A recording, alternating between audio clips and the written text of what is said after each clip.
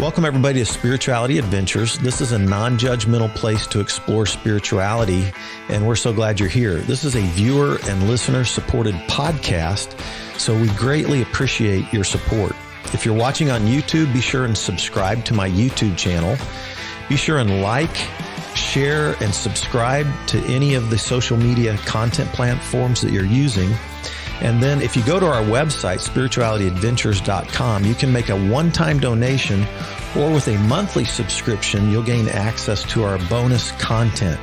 We greatly appreciate it. Thank you for tuning in. All right. Welcome, everybody, to Spirituality Adventures. We're so glad you're tuning in this time. Today, we are excited to interview Kristine Vineyard. And Kristine is a person that I actually, we met maybe 6 months ago or something like that through a common friend, Pam Hausner. Encouraged me to contact you. And she's somebody that I've been in a meditation group with. One of my early podcast interviews was with Pam Hausner on meditation. Yeah. And that was a couple of years ago. But yeah, we met and connected, and you've come to a couple of the groups that I do, and have done some group meditation, and kind of learned about what you're doing now with life coaching, with speaking, and kind of your work with people and well-being. And so I wanted to do an interview with you and introduce you to our audience. So thanks for joining us. Well, thank you. Thanks for having me. I really appreciate it. And I love your podcast and what you're doing with it. So yeah. Well, thank you. Well, let's start by getting a little bit of your backstory. Like, where were you born? Where did you grow up?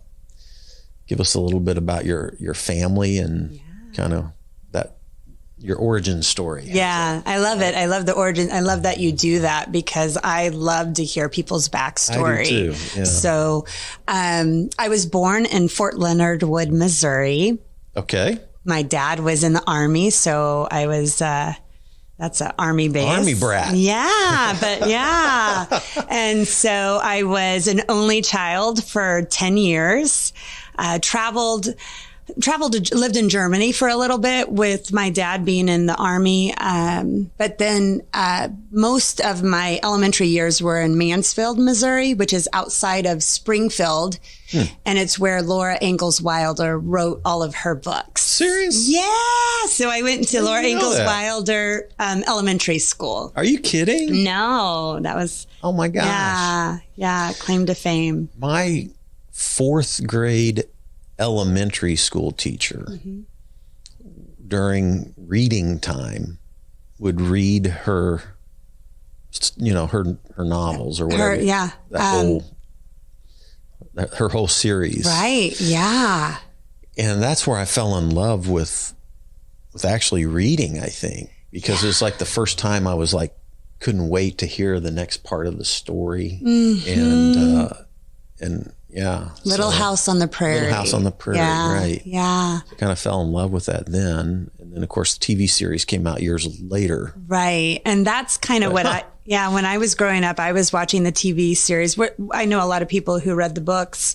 I'm surprised I didn't. But we had the museum there that we would go on field trips constantly. And so it's just a town of 1,500. Yeah. Okay. So small town.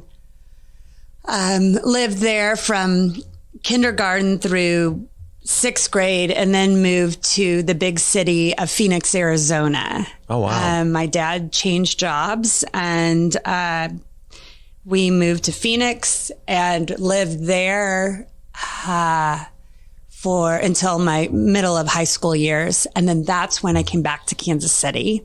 So in the middle of my junior and senior year of high school, came back, lived up north, went to Oak Park High School in Kansas City, and then was here for 2 years. And my parents had gone to Southwest Missouri State University. That's what it was called then. So Missouri State University.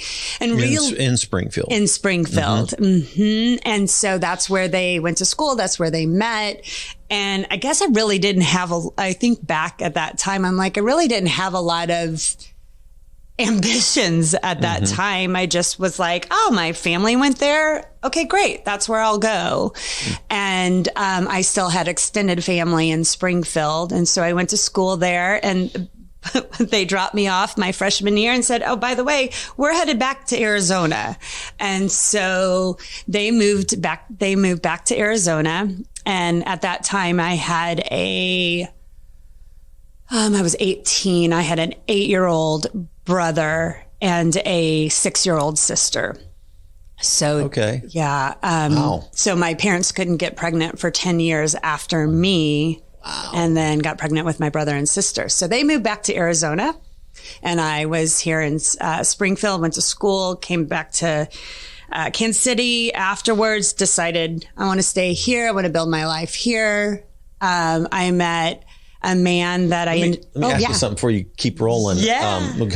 I want you to do that. But when you came here as a junior in high school, was that a tough transition? Totally. To jump into a high school without the history with the students and relationships and friend base and all that kind of stuff? Yeah, that was really challenging. And when I moved in 6th grade was very challenging. It was actually the last year of my 5th grade. It was the last month of my 5th grade year.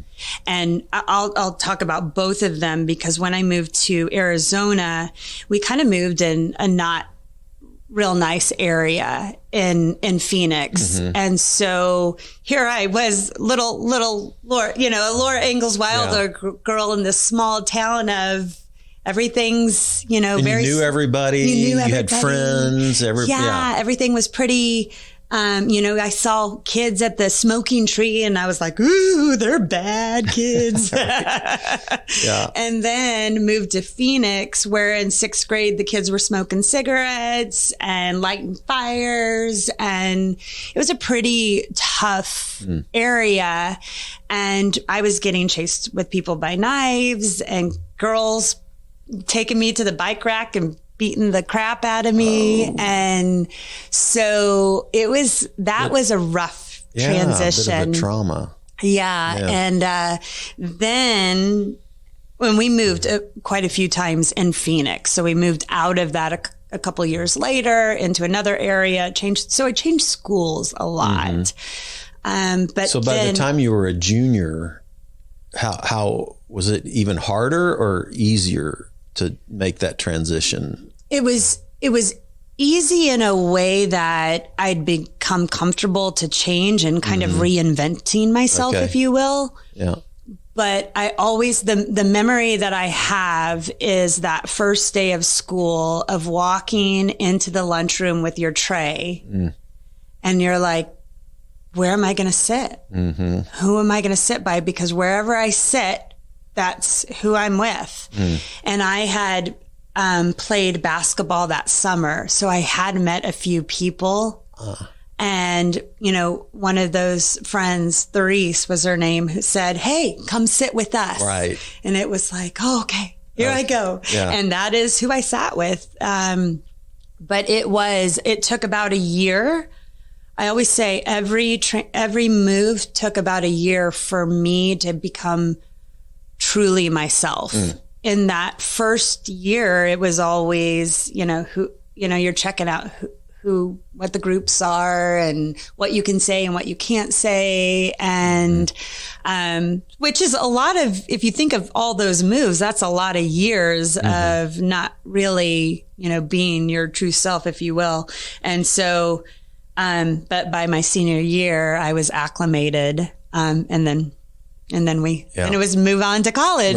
Right. Yeah. So just curious. So what did you major in college? I started with criminal justice, which is kind of interesting, but then moved to psychology, then did psychology as my minor and went into organizational communications. Okay. So a little broader. Still not really knowing what I wanted to do. Right. And that's what's really funny. I think that I was thinking about this recently. I use psychology and I use the communications that I went through in every aspect of my life, on a personal level and on a professional level, and and all I ended up doing professionally, I used it. I don't know what I used from it, right? Because it's kind of broader and I don't remember all the subjects, but a lot of it's leadership, interpersonal communication, communication within an organization, media, PR, marketing, and then on the psychology aspect of it, the mental health and well-being. So that's what I ended up, and I graduated and said, okay, now I'm graduating. What am I going to do? Yeah. So why did you pick Kansas City to go? Did you go right out of college to Kansas City? Did you have a job offer, or was it just No, it was, I had moved so much with my parents that I was like, I don't want to leave my friends. And I had I was in a sorority in college. And so I had a really solid group of girlfriends, and half of them moved to St. Louis and half of them moved to Kansas City. Okay. And so I said, I can move to St. Louis, I can move to Kansas City, or I can move to Arizona. And there was a lot of decision making around that time. But I remember I decided I don't want to follow my family. I want to be with my friends this time. Okay. So I moved to Kansas City. And then, of course, a couple of years later, all the friends moved away. The girls, my best friends that I lived with, moved to St. Louis. Okay. But so then it's kind of how I've made my life here in Kansas City. Yeah. And my family in Arizona. What was your first, big job in Kansas City? Back in that day, I went to a recruiter and a headhunter, and they said, hey, we've got this job as an event planner. And I remember saying, that sounds like a good idea. I've always planned all the events with all of my friends and family for all the years. So, okay. And so it was called the Event Group, and it was woman owned with 7 other women who worked with corporations to do their large events. Okay. And so I started out in event planning, and then I went into nonprofit. After that, I worked for the ALS Association, doing event planning and all of George Brett's celebrity golf tournament and his big gala. And then from there moved to First Downs for Down syndrome. Okay. And I was their executive director and ran their buddy walk. I don't know, it's not called that anymore, but it's a walk around Arrowhead Stadium. First Downs for Down syndrome is associated with the Chiefs offensive line. And so I was their executive director. And, all of the moves I always say were heart led. It wasn't like I ever had this plan of what I was going to do or where I was going to go, but I've always trusted in what led me to those places. Okay. And, it's just like one thing led to another thing just naturally at a time that it was, time to, when I left ALS to First Downs, it was time to move up, and they were expanding and pulled me on as their executive director. And so, I have always kind of followed that in the work that I do. And I've always loved it because I love, just those organizations, when you see other people that are going through trials and tribulations and you get to be a part of that and make an impact to help their lives. Yeah. It's a very cool, humbling experience. And so, and then from there I went into corporate. I worked for Lockton Companies doing community relations. So Lockton is a local, all of these obviously are local, and Lockton's really big about giving back to the community. And so there I really got to touch into all the philanthropic opportunities all over Kansas City. Yeah. And what is Lockton? Lockton is the largest independently owned insurance broker in the world now. Okay.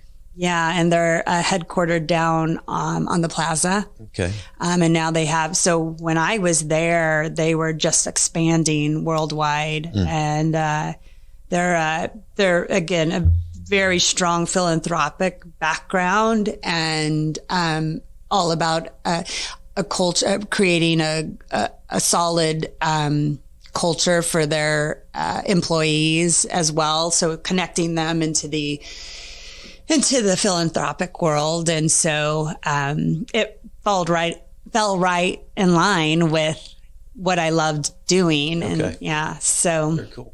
Yeah, that's kind of my professional. So let's talk about, your family track a little bit. Yeah. And if you want to get into maybe some of that kind of led you to where you're at. Yeah. You know? So you out of college, got married, a few years out of college. I got married, and a few years later divorced, no kids. But he had been leading a different life, and that life was drugs and opioid addiction. And so it was a pretty fast transition, I would say. Younger, it was, but I know that there was a lot of shame around it. My parents were not divorced. And so that was new to me, a new experience. And, but then and then shortly after that, about a year after that, I experienced a stroke from a brain aneurysm.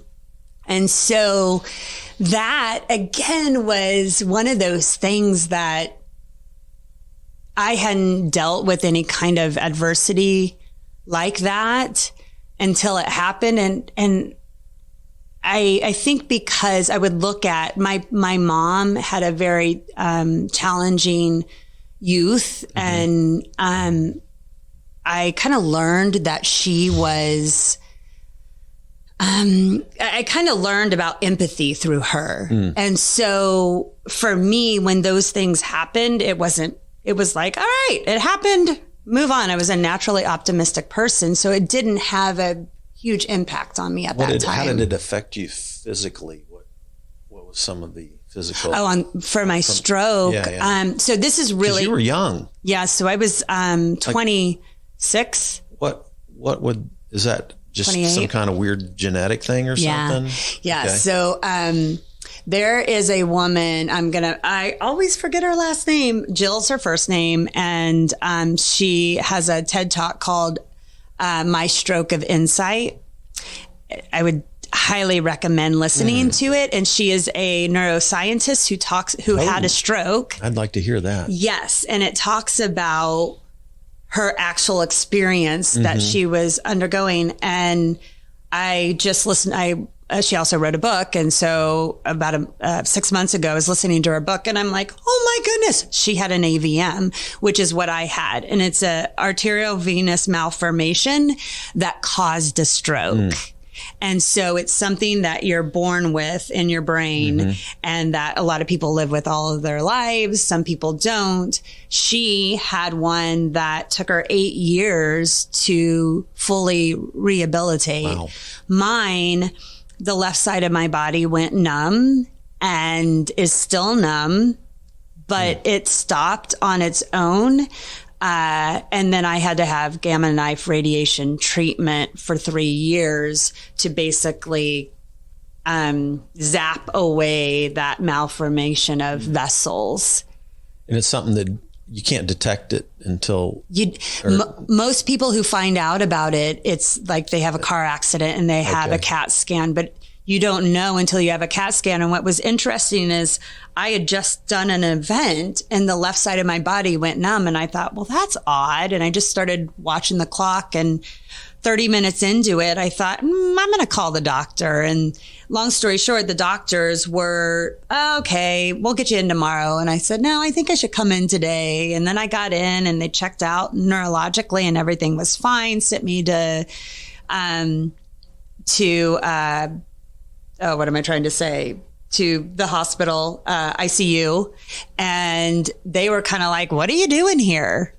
And I was like, I don't know. And that's where they found in the CAT scan that there was a brain, you know, like in your late 20s so, or something? I would have been 28. I thought it was 26, but I think it was 28. Okay. Yeah. Yeah. So not common. So numbness, did you have any other?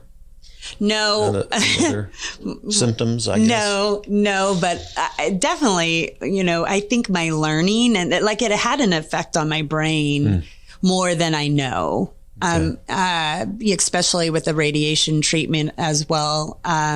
But no specific signs besides that, you know, just the ting. I mean, that was it. Yeah, that's wild. I mean, and you know, I guess the fear if you don't have that, you know, they said you could do brain surgery or we have this new treatment at the time, gamma knife. And because of where it was located, the gamma knife would be better. It was in the back. And so if you would not have done that, what could happen is it could cause another brain bleed, which could cause another stroke. Right. So that's why you want to get it taken care of. But again, some people can live their entire life and it not happen. But if you hear about strokes, this is what I'm learning in their 30s or younger, a lot of the times it has to do with that. And that's what I learned from Jill is that, when she wrote a whole book on it, I was like, oh my gosh, I had no idea. I've known about her and her story for years and had no idea that she had an AVM as well. Interesting. So, yeah. It was one of those things where I was still young enough that I called my mom to say, hey, I'm in the ICU. I had a brain bleed and they're going to keep me here. And she was in Arizona and she said, okay, I need to get me, you're nonchalantly telling me this. So, that was like a real quick, you know, combination of adversity at that time. And then so you got married again? Got married again and had my daughter. And then a couple years later, had my first son who was born still, and which is a stillbirth, if you're not familiar with still. And that was another wake up call. Very unexpected, you know, went into the doctor's office and checkup, and, you know, there is no heartbeat. And so with my daughter on my lap, because I wasn't expecting anything to be wrong. And so gave birth, had to go through the birthing process. And that one really knocked me down. Oh boy. Yeah. And I think that to me, the biggest lesson there was I had always thought that I had control of my life. And I learned that there were things that were out of my control.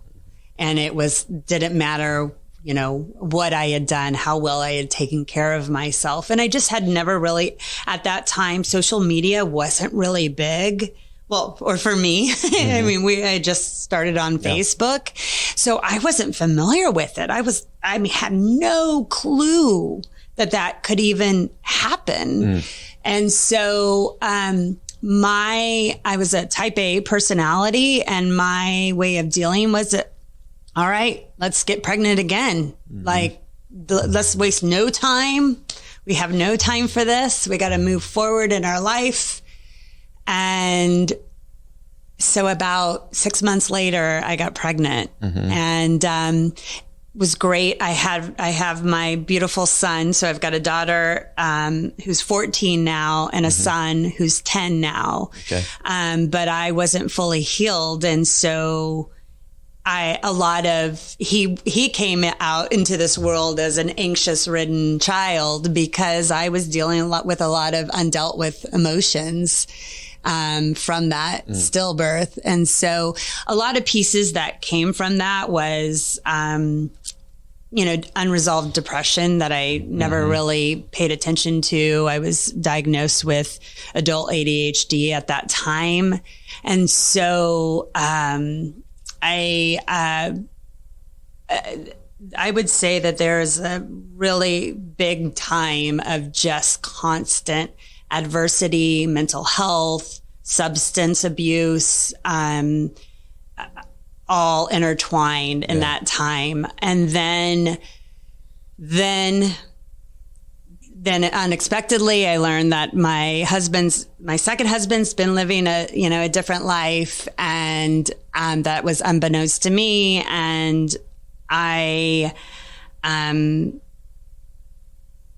that's kind of what I call my rock bottom and my aha, because it took me down the road that I had to wake up. But first, it tore me up a lot, and it was we talk about those. You sometimes wonder, how did this not have such an impact, but this did? That's what I felt. Like, it didn't feel like, to me, the one that had to deal with my life, my life or death situation, or the death of, my baby, seemed like those would have been more monumental adversities. But the reality is, it doesn't, trauma doesn't work like that. It affects everybody differently and wherever you are in your life. Right. And at that point in time in my life, I was just kind of like, oh my gosh, are you kidding me? Like, I've been,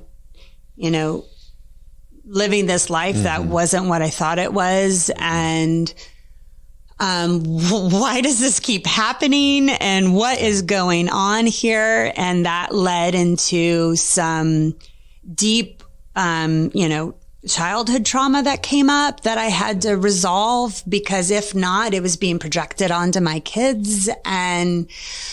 But all of that, that all of that, there was this bit of awareness within me that said, you're going to get through this, and you're going to get through this. And when you do, you're going to talk about it. You're going to do stuff with it.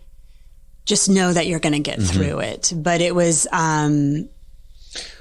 yeah. So your second marriage dissolving, you've gone through several traumas up to that point, but then that one seemed to be like the trauma, the that trigger, kind of blew everything up a little bit. Yeah, it did. And I think it was maybe a combination of the other traumas, but it also was, I felt betrayed by him, by others, and by life, right? Like, basically I felt like I had no say in what was happening in my life.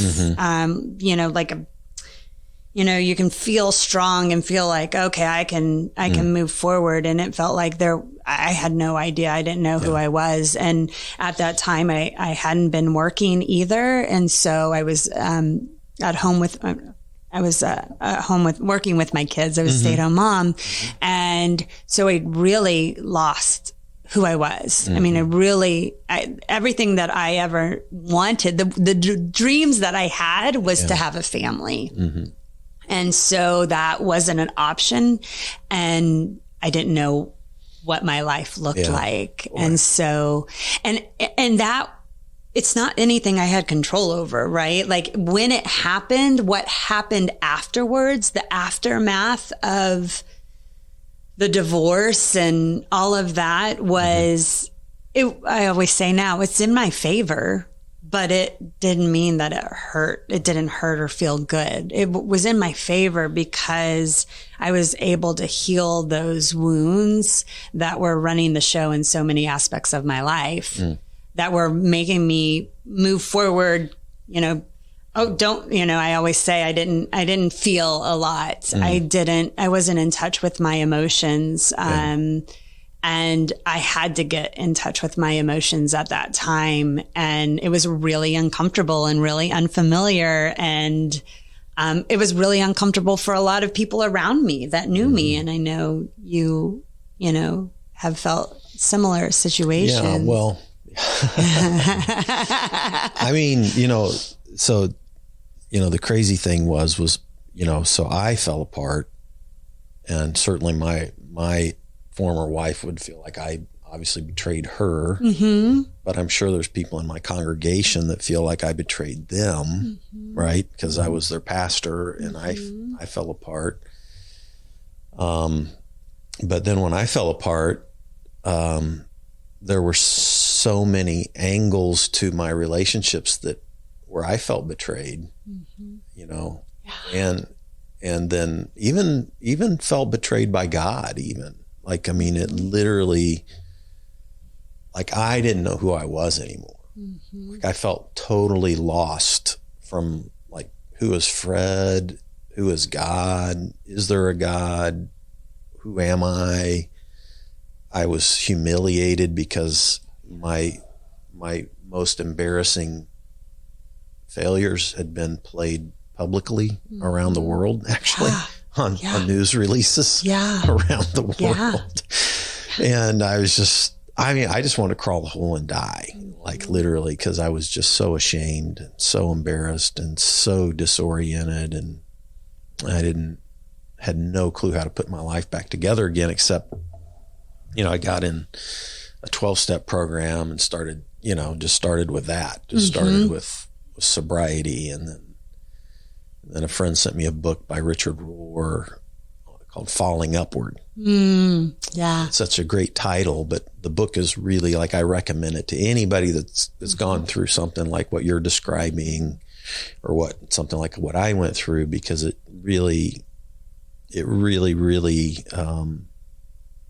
talks about how our lives can just completely fall apart, and then how in the midst of that, we can fall upward. We can start trying to put it all back together again.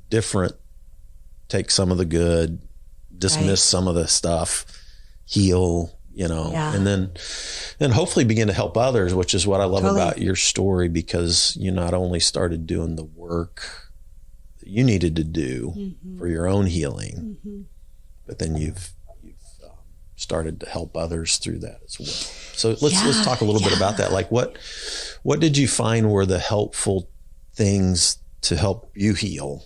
In the midst of that betrayal, in the midst of the trauma. You started doing work with. What were some of the things that really helped you at that point? I mean, that was when I was introduced to mindfulness. I had some treatments, EMDR was one of the biggest treatments because I was experiencing post-traumatic stress. And so I was running at a hypervigilant state. Right. And what's interesting is I was going through my coaching certification when I was running at that hypervigilant state. Okay. And my first coaching certification is all around our mindset and our thoughts. And so it was really beautiful because I was able to go, all right, I see my thoughts, but my body is actually telling me something different. And the great book that I always recommend is The Body Keeps a Score. Oh, I haven't read that. Van Kemp. I won't even try to.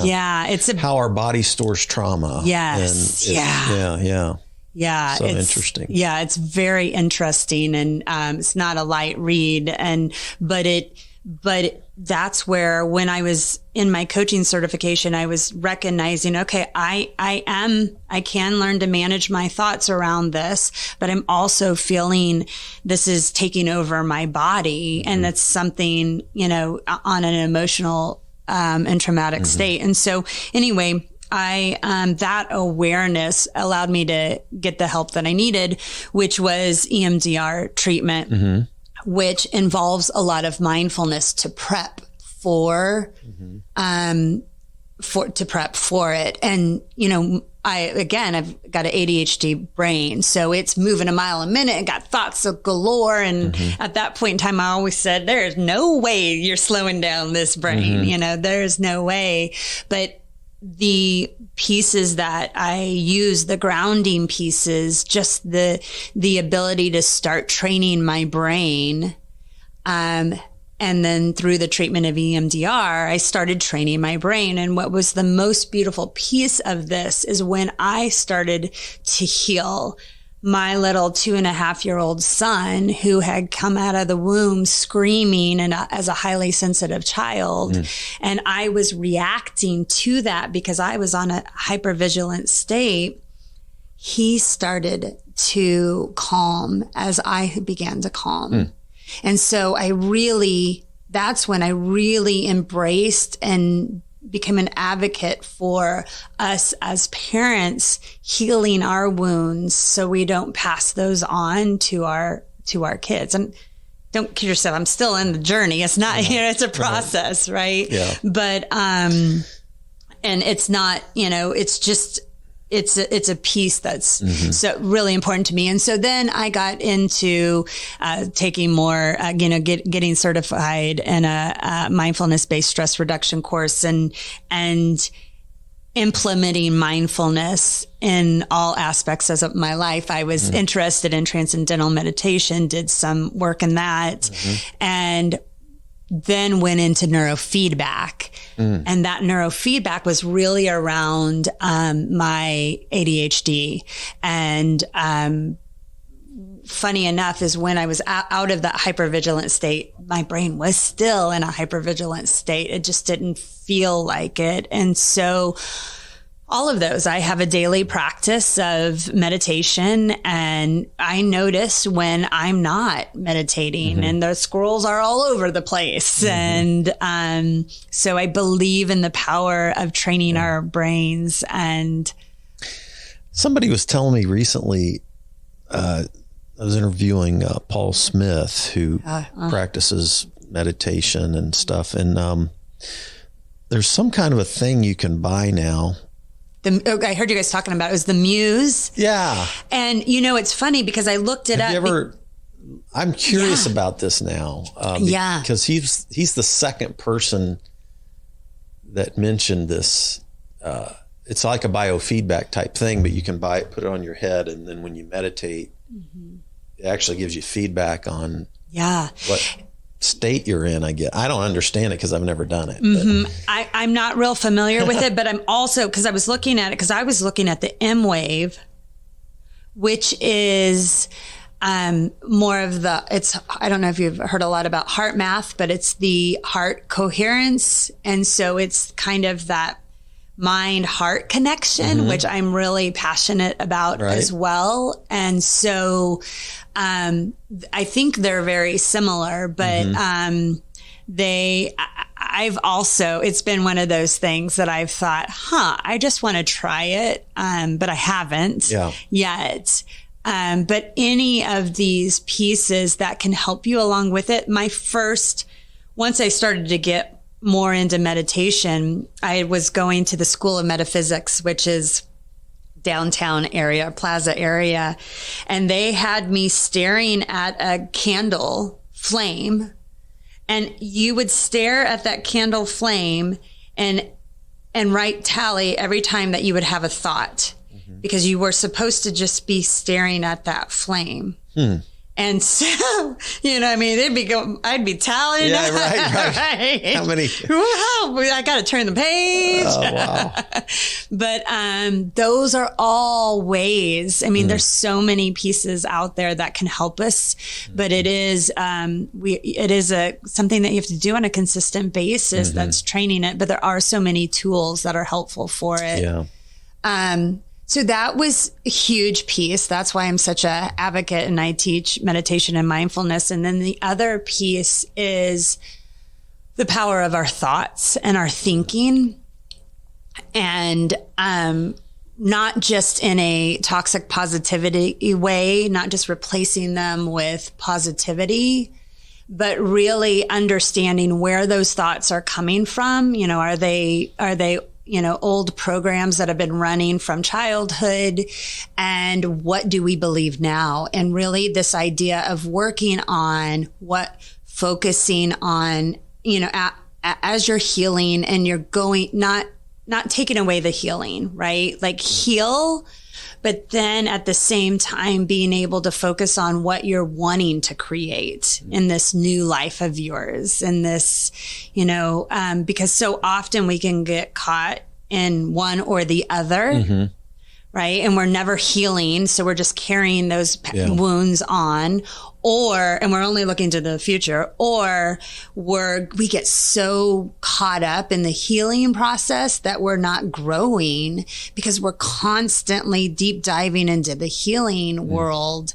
And I think it's a thing that we integrate so that we can kind of do both. And so we can do that with the power of our minds, and really, again, coming back to that, training our mind on what we're focusing on, what we're visualizing in our life. What do we even want? Right? Like, I'm sure, when your life isn't the way that you thought it was going to be, you're all of a sudden left with, well, what do I want to do now with my life? Like this is not, we've talked about this. This is not what I thought my life would be at my age, and so many people feel that way. And so it's like, well, all right, well, what do I want now? And it's a lot different than what I used to want. I mean, there's a lot of changes that have happened, and I now am at a place that I am building a life that's, then I'll go into that's better because of what happened to me. But it's work. Yeah. So I want to get to what you're currently doing with your life coaching and all that. But before we get to that, you might, and this is a big question, but you might put it in give us an overview. But I'm curious, as you've talked about all this, what was your faith life like? Like, were you raised in a church? Did you have any kind of grounding in the religious world at all? I'm just curious about that. Absolutely. And how that affected if you did, how that affected what you went. How did that play into what you went through? What was your faith like? So I was raised Methodist. And when I lived in Mansfield, then and my mom, Presbyterian background. So my mom's very traditional, religious woman. And my father, I would say, walks more of the spiritual path. So through all of the times in my life, my mom's always sent me like postcards or readings from the Bible. Okay. Right. Whereas my dad has sent me, mindfulness and spiritual divorce through, and Deepak Chopra. And so I see. It's so interesting, isn't it? Yeah. And so now, then when I moved to Arizona, we never really found a church, but there was something that always called me because I had a good friend who was part of a Scottsdale Christian Bible church. And so I went to the Wednesday night church group with her. And then fast forward to college, I actually have a friend who was an elder at that church. Really? Yeah. Anyway, it's a big, huge mega church. Yeah. And so that I would, go with her, and then went to college. And funny enough, once I went to college, most of the people I surrounded myself with were Catholics. And so I got married. Both marriages were to men that were Catholic.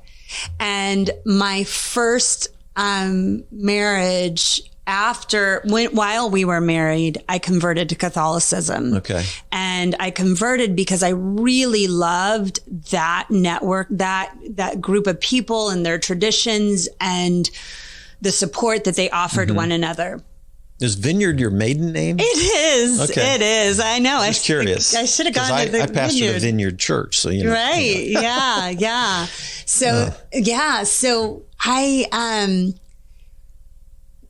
so then I married Catholic again, and then it was after my divorce because I was like, okay, my kids are going to go to Catholic school because I want them to learn about God, but I don't know much about it, but I'd always had an interest. I read Conversations with God after college. I remember just every night reading it. So there was some kind of interest in it. And so after my divorce, I had friends that were part of a Baptist church. And like after the second divorce. And that was the one that was so traumatizing. It was. Yeah. And then you ended up at a Baptist church. I know. Wow. Yeah. And it was traumatizing. Yeah. The support system of the people was beautiful, right? The people involved in that church, but their beliefs were very different than my beliefs. And so I felt like there was a lot of bumping heads,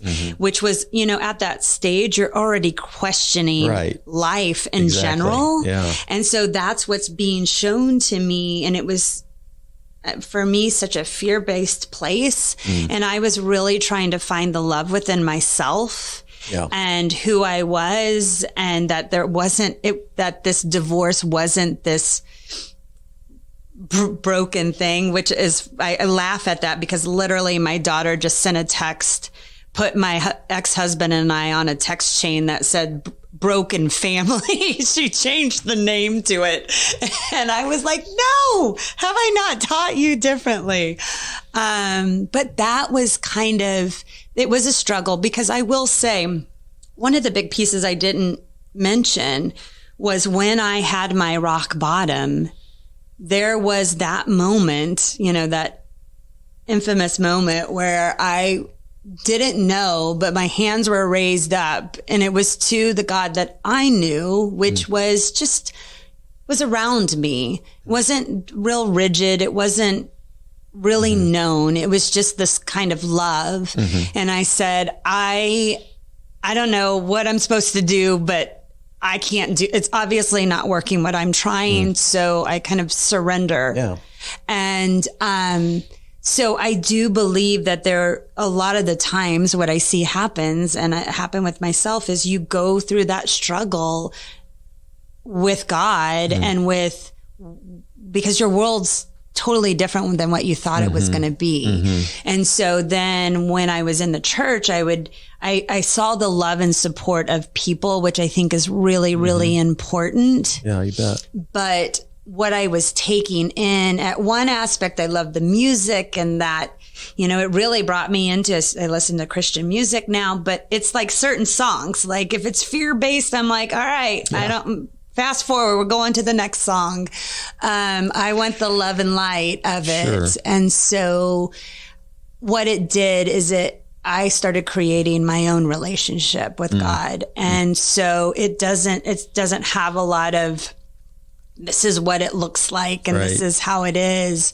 But it's this, I always say, a relationship with myself and a relationship with Him. And so I've done a lot of studying about myself, and then I communicate with Him as someone who loves me unconditionally and wants the best for me. I always say him, her, it, or whatever. Him, her, it, right? Exactly. Sometimes it's him, sometimes it's her. Right. Like that's even how I speak about it. Is that, Well, that's awesome. So tell us what you're doing now. Life coach, you're speaking, you're doing some well-being work with people. Give me your work now, and how people can connect with you. Yeah. So I've been coaching since 2018, and I really, it's interesting how that works, because most of the people who come to me, not all, but most, have gone through some kind of adversity in their life, and they're not the way that they used to be, and they're trying to be, because that's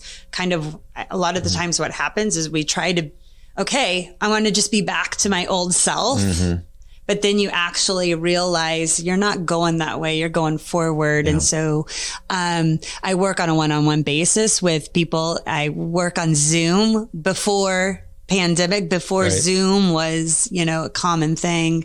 And I really used my work of mindfulness and mindset and post-traumatic growth and all those tools, emotional intelligence within my coaching practice.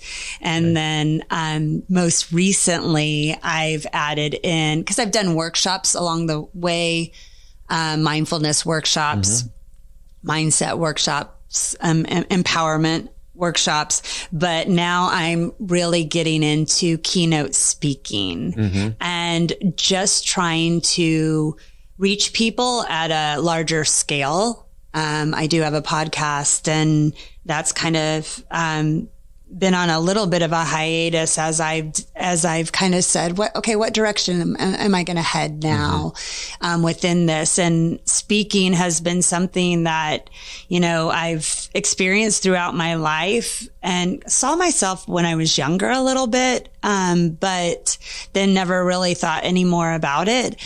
And I think once I started noticing that we could speak as our authentic selves, like we didn't have to come up with this, let me be this formal person and be very, presenting and witty and catchy, that a lot of the women and people that I follow that are speaking on stages are just showing up and telling their story and their knowledge, sharing their knowledge and their wisdom. And once I saw that, I thought, okay, that clicks for me. Yeah. And so, that's another new area that I'm venturing into. Just things that I never, ever thought of before in my life that I'm doing. I'm taking an improv class right now. Nice. Never in my wildest dreams. I'm not really funny. So when I got in, I thought, I forgot about that. I have such respect for improv people. I had a friend who, there used to be an improv club down in the River Market area. Oh, okay. Years ago.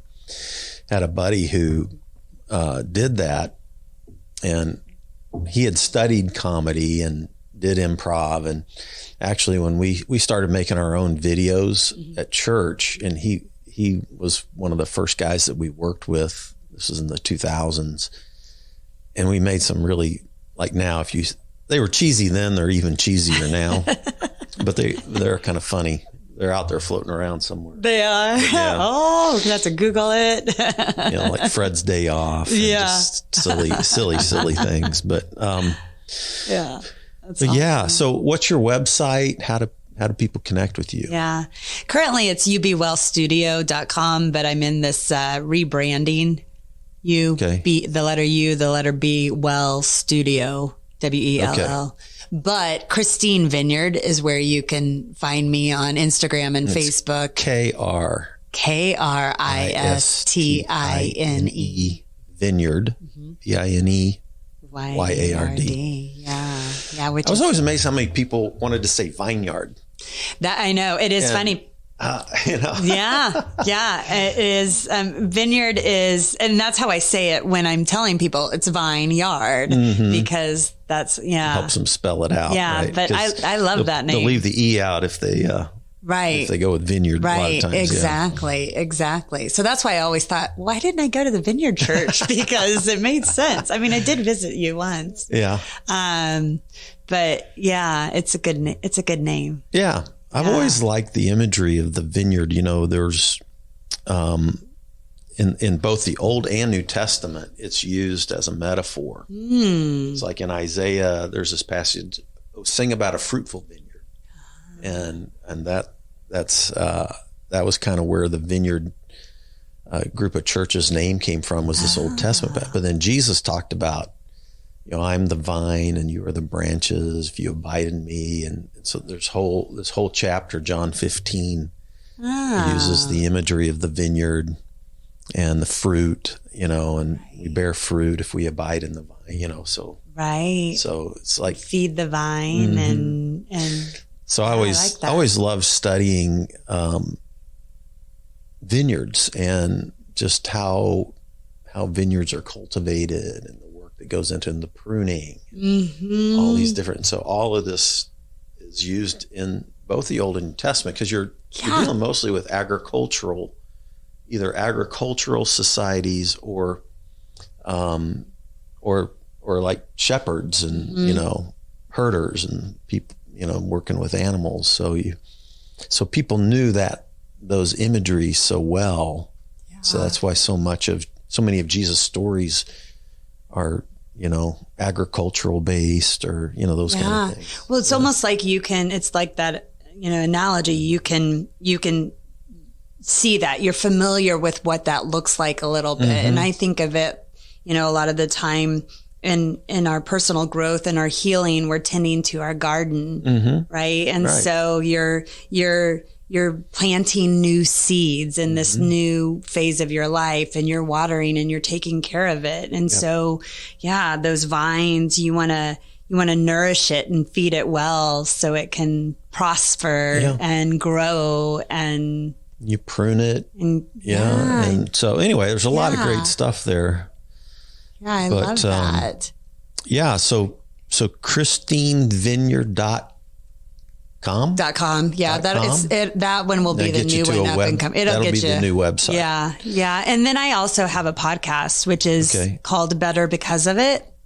Better Because of It. It's just Better Because of It. Better Because of It. Okay. And really, it's about using your adversity, using your struggles as a catalyst to become better, to create a life better.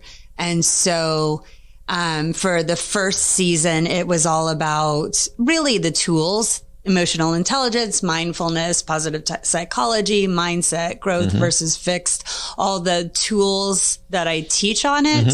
And now I'm gearing up to where I'm having guests who share. I've always loved people's stories. I love reading. A lot of the books that I read are about people's adversity. I'm one of those, you know, crazy people that's like, they had a really big adversity. I want to hear about it. Yeah. Because I want to see what they did. I find it fascinating. I've always been very fascinated with the Holocaust and Viktor Frankl and his search for meaning. And so anyway, I was like, I want to interview people and I want them to share their adversity, whatever it may be, right? We have multiple adversities that we experience, but share something that they feel like they're better because of, and how. How did they get to that place? And, you know, what were the tools and things that they had to go through in order to get to a place to view it as something that they're better because of. Yeah. So. Well, I love that too. So. Cool. Yeah. You know, it seems like if you're around long enough, you're going to have some trauma, some adversity, some big challenges in life. And I find, you know, when a group of people are together being vulnerable and honest about what they're really struggling with and who they really are, that space of vulnerability and honesty for me is where the spirit kind of moves, you know, and I think it's where we really connect. You know, the facades and the posturing and the success stories, you know, those you're going, okay, but let me get to the real. You want a deeper connection. I think. Let me hear what's going on behind the scenes, you know. Yeah. And I think the pandemic brought that out for a lot of people who weren't a part of that even before I want deeper, more meaningful conversations. This is what we're experiencing. And I think my thing is I just want to normalize pain and struggle and adversity and normalize that it happens. It doesn't have to take over your life. You know, my grandmother, before I knew her, committed suicide when my mom was 11. And I think it was because she didn't have the resources. And I know that there are, you know, that's still a big thing happening in our life. And if we can talk more and normalize that life isn't just rosy and happy and all the time, then we can start to make peace with the pain in order to move forward, right? And create a new relationship with ourselves and with our life, and one that ultimately, I believe, brings us a deeper sense of meaning and purpose, because I feel like my life is richer than it's ever been. Just at a deep level, the connections that I make with people, like you said, the conversations, I'm just constantly fueled from it. And so I want people to be aware that it's okay that they're struggling. There are ways to move through it. And then there's ways to move forward, upward from it. I like that. Yeah. Well, thanks so much for joining us on Spirituality Adventures and sharing your story. And everybody, if you want to connect with Kristine, let me encourage you to go to studio.com and then soon to be KristineVineyard.com. Right. And you can find me on social media as well. And Facebook, Kristine Vineyard. Instagram, Facebook, Kristine, right? Vineyard. All right. So thanks for joining us, and we will see you next time. Right. Thank you so much.